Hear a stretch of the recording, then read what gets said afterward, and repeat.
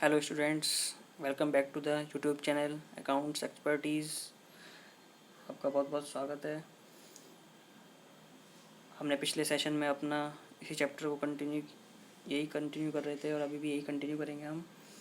और इसमें हमने लास्ट ऑफ सेशन में बेसिस ऑफ अकाउंटिंग पढ़े थे। बेसिस ऑफ अकाउंटिंग में क्या है, हमारे दो सिस्टम्स थे, कैश बेसिस और एक्रूअल बेसिस। और हमने अकाउंटिंग स्टैंडर्ड के बारे में पढ़ा था। अकाउंटिंग स्टैंडर्ड्स आईसीएआई ने बनाए हैं फॉर, ये हमारी पॉलिसीज़ हैं जो हम अकाउंटिंग में यूज़ करते हैं ताकि उसमें यूनिफॉर्मिटी रहे और सभी का बिल्कुल क्या हो, फुल डिस्क्लोज़र हो और ट्रू एंड फेयर व्यू हो, सत्य और निष्पक्ष भाव से फाइनेंशियल स्टेटमेंट्स प्रेजेंट हो इंटरेस्टेड यूज़र्स को, ताकि वो उसी अकॉर्डिंग डिसीजन ले सकें। अब हमारा नेक्स्ट टॉपिक है कि what are the benefits of accounting standards. हमारे अकाउंटिंग स्टैंडर्ड्स जो हम अप्लाई करते हैं उनके बेनिफिट्स क्या हैं। Accounting standard helps in eliminating confusing variations in accounting treatment used to prepare financial statements. Accounting standards क्या करते हैं, अकाउंटिंग ट्रीटमेंट में हमें कंफ्यूज होता है कई बार कि हम इसमें क्या ट्रीटमेंट लें अकाउंटिंग ट्रीटमेंट्स में।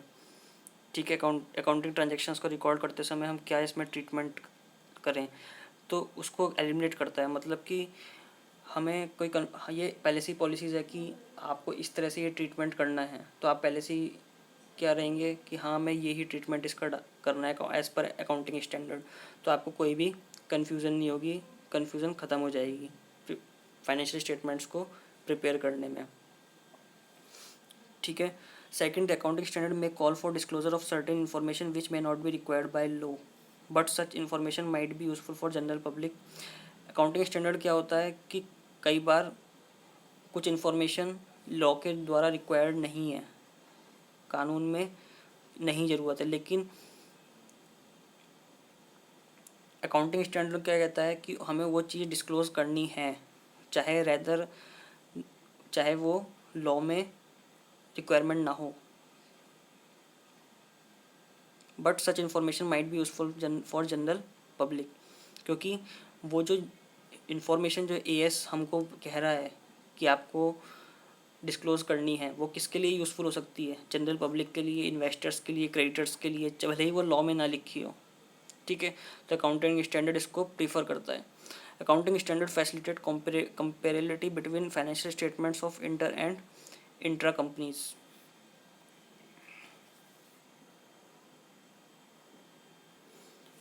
फाइनेंशियल स्टेटमेंट्स क्या करता है, कंपेरिजन प्रोवाइड करता है, कहाँ पे, इंटर या तो आउटसाइड इंडिया, हमारी कोई कंट्री में कोई फाइनेंशियल कंपनी है उससे कंपैरिजन करने में। ठीक है, क्योंकि अकाउंटिंग स्टैंडर्ड्स में कई सारे एएस ऐसे होते हैं, मतलब जो हमें फॉरेन एक्सचेंज के बारे में जैसे पढ़ने को होता है।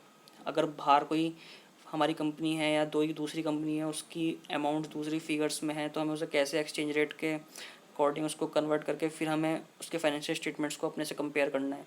तो outside the world, outside the country, ठीक है, या इनसाइड कंट्री, किसी भी कंपनी से हम अपने आप को कंपेयर कर सकते हैं अगर हम अकाउंटिंग स्टैंडर्ड्स के अकॉर्डिंग हमारे फाइनेंशियल स्टेटमेंट्स प्रिपेयर करते हैं। ठीक है, लिमिटेशंस ऑफ अकाउंटिंग स्टैंडर्ड। अब लिमिटेशंस क्या हैं, there are alternative solutions to certain accounting problems may each have argument to recommend them.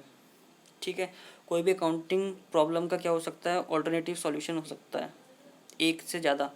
Therefore the choice between different alternative accounting treatment may become difficult to apply.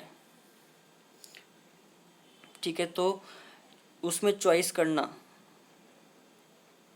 ठीक है ना, तो उसमें choice करना क्या हो जाता है, अकाउंटिंग ट्रीटमेंट में डिफरेंट और अकाउंटिंग ट्रीटमेंट्स में उसमें चॉइस करने में क्या होता है, डिफ़िकल्टी। क्योंकि अकाउंटिंग स्टैंडर्ड हमें क्या प्रोवाइड करता है, चॉइस प्रोवाइड करता है कि आप ये भी ट्रीटमेंट कर सकते हैं और ये भी ट्रीटमेंट कर सकते हैं।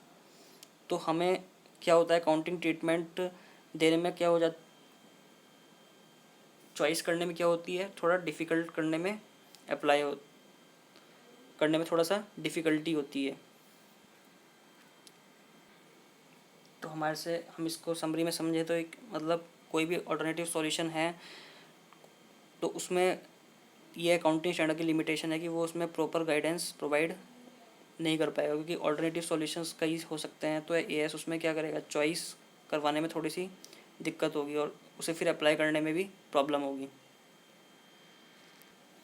सेकंड जो इसका वो है लिमिटेशन, डिसएडवांटेज, कि ये रिजिडली फॉलोड होती है, मतलब इसमें कोई फ्लेक्सिबिलिटी नहीं है, कोई फ्लेक्सिबिलिटी नहीं है अकाउंटिंग स्टैंडर्ड को अप्लाई करने में। जो उसमें लिखा है वो फिर फॉलो करना ही करना है, ठीक है। Accounting standard can not over ride the statues, लेकिन क्या है, अकाउंटिंग स्टैच्यू को, कानून को ओवर राइड नहीं कर सकता, मतलब उसके ऊपर नहीं जा सकता। The standards are required to be framed within the ambit of prevailing statutes, ठीक है। जो कानून से आगे नहीं जा सकता है, मतलब एएस की ये लिमिटेशन है कि वो अगर कुछ कानून में लिखा हुआ है कि ये नहीं करना, तो अकाउंटिंग स्टैंडर्ड उसको करने की परमिशन नहीं दे सकता। अब आता है applicability of accounting standard. Accounting standard किस पे एप्लीकेबल है, except the purely charitable organisation, ठीक है।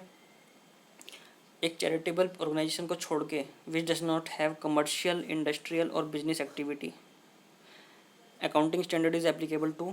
एक प्योरली चैरिटेबल ऑर्गेनाइजेशन को छोड़कर बाकी किस पे अप्लाई होते हैं, यस, सोल प्रोप्राइटरशिप यूनिट पे, पार्टनरशिप फर्म पे, सोसाइटीज़ पे, ट्रस्ट पे, एचयूएफ पे, एसोसिएशंस ऑफ पर्सन पे, कोऑपरेटिव सोसाइटीज़ पे, कंपनीज पे, इन सब पे एएस एप्लीकेबल होते हैं। लेकिन अब एएस जो है, अब एएस नहीं रह गए हैं, ठीक है ना। एएस बदल कर क्या बन चुके हैं अब, इंड एएस, ठीक है। अब जो कंपनीज पे फॉलो होता है वो होते हैं आईएफआरएस, ठीक है। आईएफआरएस क्या है वो हम आगे पढ़ते हैं। आईएफआरएस एक पॉलिसीज़ है, गाइडलाइंस है जो सभी कंपनीज के लिए हैं, कुछ जिन पे एप्लीकेबल होते हैं आईएफआरएस, लेकिन हम इंडिया में उसको क्या नाम देते हैं, इंड एएस, ठीक है। तो आईएफआरएस का दूसरा नाम हमारे यहाँ जो यूज़ होता है वो इंड एएस है। आईएफआरएस पूरे ग्लोबली, पूरे वर्ल्ड के लिए है, और उसी का जो मतलब आईएफआरएस को आप इंड एएस भी बोल सकते हैं, ठीक है।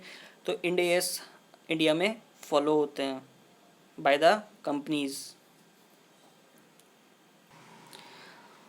Now one new topic is need of IFRS. हमें आईएफआरएस की ज़रूरत, जैसे अभी बताया कि आईएफआरएस क्या है, जो पूरे ग्लोबली, पूरे वर्ल्ड में एक अकाउंटिंग पॉलिसीज जो फॉलो होती हैं। The important economic decisions are made on the basis of financial statements. ये हमको पता है कि फाइनेंशियल स्टेटमेंट्स के बेस पर ही इकोनॉमिक डिसीजंस क्या होते हैं, आर्थिक, इकोनॉमिक मतलब कोई भी आर्थिक फैसला जो होता है वो फाइनेंशियल स्टेटमेंट के बेस पे होता है। In order to avoid manipulations of figures in the financial accounts, there is need to for consistent way of deciding which element require recognition and measurement and how information is presented in financial statements. कुछ भी manipulation, कुछ भी मतलब उलटफेर, ठीक है, कुछ भी उल्टा होने से फाइनेंशियल अकाउंट्स में there is a need for consistent way of deciding which element require recognition and measurement and how में। तो उसके लिए क्या है, कुछ डिसाइड करने की ज़रूरत है, कुछ पॉलिसीज़ बनाने की ज़रूरत है, ताकि हमारे जो हमें आईएफआरएस की ज़रूरत पड़ी, क्योंकि ताकि क्या हो सके, मैनिपुलेशन ना हो अकाउंटिंग इन फाइनेंशियल अकाउंट्स में। Hence IFRS help to prevent material manipulation and errors in the financial statements. Global, ये ग्लोबल लेवल पे, ठीक है। आईएफआरएस में जो है वही हमारे इंडिया में, बस उसको ग्लोबल लेवल पे आईएफआरएस बोलते हैं और इंडिया लेवल पे हम उसको इंडिया बोलते हैं, ठीक है। तो एएस जो है वो किस में कन्वर्ट हो गए हैं, इंडिया एएस में, ठीक है। IFRS help in global harmonisation. Global harmonisation मतलब पूरे विश्व का एक जैसा अकाउंट्स में समानीकरण, मतलब समानता हो जाए, ठीक है। सभी पॉलिसीज जो फॉलो कर रहे हैं उसमें समानता हो जाए, ताकि अकाउंटिंग जो ट्रीटमेंट है वो सभी के फाइनेंशियल स्टेटमेंट्स में सेम हो। Unless accounting activities are regulated, different countries will apply different set of accounting rules and regulations are prevalent, ठीक है। अगर अकाउंटिंग एक्टिविटीज़ रेगुलेट नहीं होंगी जब तक, तो डिफरेंट कंट्रीज़ क्या होंगी, वो different set of accounting rule, कोई कंपनी कुछ रूल लगा रही है, कोई कंपनी कुछ रूल लगा रही है, ठीक है।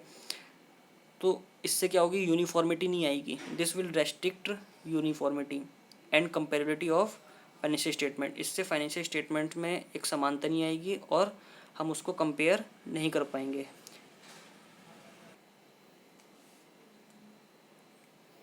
Hence IFRS promote global standards for each of business growth.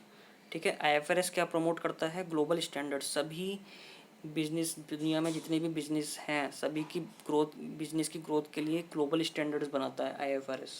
ठीक है, ग्लोबल स्टैंडर्ड्स वही अकाउंटिंग स्टैंडर्ड्स पूरी विश्व वर्ल्ड के लिए। It facilitate global investment, the convergence of financial reporting and accounting standard. Convergence, सम्मिलन, फाइनेंशियल रिपोर्टिंग का और अकाउंटिंग स्टैंडर्ड का सम्मिलन is a valuable process that contributes to the free flow of global investment and achieves substantial benefits.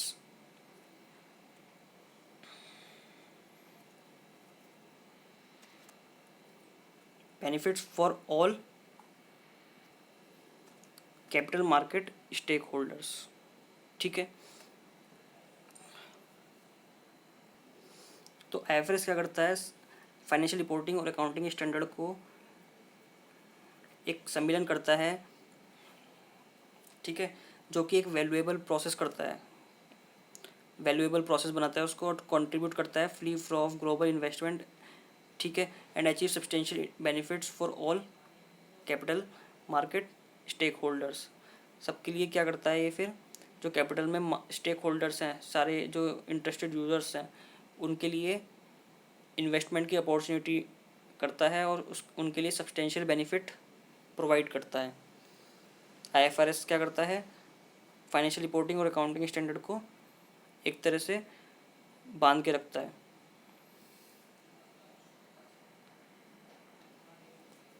जिससे हमारे world में क्या होता है, ग्लोबल इन्वेस्टमेंट, एक वर्ल्ड दूसरे वर्ल्ड में क्या, एक कंट्री दूसरे कंट्री में ईजिली इन्वेस्ट कर सकते हैं विदाउट एनी प्रॉब्लम, क्योंकि सभी कंट्रीज़ में क्या हो रहा है, यूनिफॉर्मिटी से अकाउंटिंग पॉलिसीज़, अकाउंटिंग स्टैंडर्ड्स जो हैं फॉलो हो रहे हैं। कोई भी फाइनेंशियल स्टेटमेंट्स में कोई ऊपर नीचे नहीं है किसी के भी, क्योंकि सब एक ही चीज़ को फॉलो कर रहे हैं। तो मार्केट स्टेक होल्डर्स को ये रहेगा ही नहीं कि वहाँ पे कुछ और फॉलो हो रहा है, यहाँ पे कुछ और हो रहा है, तो उन्हें वहाँ कुछ पैसा लगाने में या कुछ भी इन्वेस्टमेंट करने में कोई डर की बात होगी ही नहीं। To uniform accounting policies and procedure almost the countries have agreed to apply IFRS। Accounting policies और प्रोसीजर को यूनिफॉर्म करने के लिए, क्योंकि अकाउंटिंग पॉलिसीज और प्रोसीजर यूनिफॉर्म होंगे तो फाइनेंशियल स्टेटमेंट्स ऑटोमेटिकली यूनिफॉर्म हो जाएंगे। हैव एग्रीड टू, कंट्रीज़ को क्या करना पड़ेगा, कंट्रीज़ को अप्लाई करने के लिए IFRS एग्री होना पड़ेगा। But the name of this IFRS have been converged as Ind AS। अब इंडिया ने भी IFRS को अप्लाई किया है, लेकिन उसने उसको क्या नाम दिया, Ind AS। Ind AS is a accounting standard notified by the MCA, ministry of corporate affairs, and has wide range of convergence as compare to existing accounting standards. जो अभी तक हमने फॉलो किए अकाउंटिंग स्टैंडर्ड्स, उससे भी ज़्यादा और क्या है, वाइड रेंज है उनकी, उसमें और कुछ और भी बहुत चीज़ें आ गई हैं अब। तो जो ये इंड AS है वो किसने नोटिफाई किया है, मिनिस्ट्री ऑफ कॉर्पोरेट अफेयर्स ने, ठीक है, MCA ने, और उसमें वाइड रेंज है कन्वर्जेंस किसमें, अकाउंटिंग स्टैंडर्ड्स से जो अब हैं उससे ज़्यादा भी ये इसका ब्रॉड एस्पेक्ट है, ठीक है। ये देखिए यहाँ पे हमारे क्या हैं, पहले हमारे ये एग्जिस्टिंग थे जिसे हम अकाउंटिंग स्टैंडर्ड्स कहते हैं, ठीक है। Disclosure of accounting, valuation of inventories, cash flow, ये सब हमारे AS1, AS2, 3, 4, 5, 6, 5, 4, 7, 22, 10, 6, ये सब हमारे क्या हैं, अकाउंटिंग स्टैंडर्ड्स थे, ठीक है। अब इसको सब्स्टिट्यूट करके इसकी जगह रिप्लेस हो गए हैं क्या, इंड AS। अब हमारे जो करंट में हैं वो क्या चल रहे हैं, कंपनीज में क्या फॉलो होते हैं, इंड AS। सब कुछ टाइटल भी काफ़ी उसमें सेम ही है, जैसे कैश फ्लो स्टेटमेंट सेम, ठीक है। कुछ कुछ एडिशंस हुए हैं, कुछ कुछ अमेंडमेंट्स हुए हैं, उन अमेंडमेंट्स को चेंज करके फिर क्या बना दिए गए हैं, इंड एएस। जब हम और अपने प्रोफेशनल लेवल पे जाते हैं तब हम इन इंड एएस की स्टडी करते हैं।